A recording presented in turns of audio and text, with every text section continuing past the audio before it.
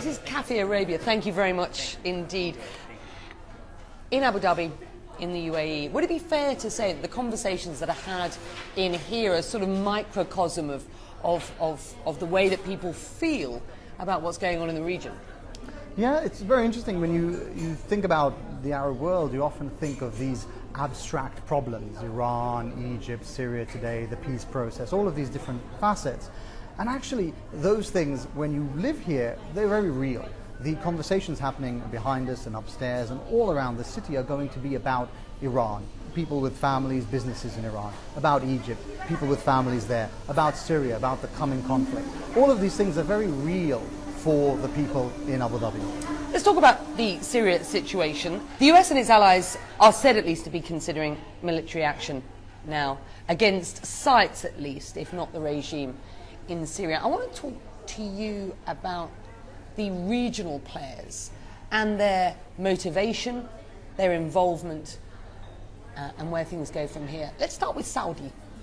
Saudi is a very interesting case because Saudi does seem to be leading this behind the scenes, and actually even front of house, King Abdullah making a speech last week which was very forceful in a way that it hasn't been previously in favor of what's happening in Egypt. Are the US being run by Saudi in this whole sort of theatre of war? I think the way to frame it is to say that the US does not want to lead from the front as it did previously in Iraq and in Afghanistan. I think it wants to make sure that the region is as involved as possible. So I think that is the way to frame it. It is interesting though that in this specific case in Syria you find the Turks and the Saudis, who in Egypt are on opposite sides of the fence, you find them on the exact same side wanting intervention. Why is that?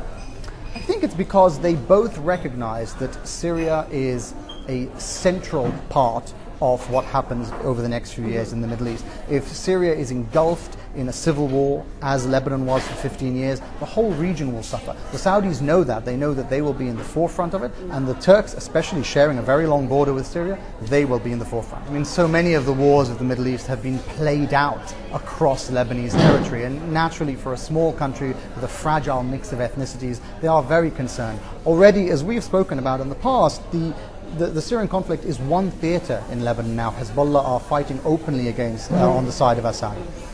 They are concerned, and I think everybody appreciates that, having only quite recently come out from the civil war and come out from a Syrian occupation of their country, they do want to have the time and the space to be able to formulate a peaceful society.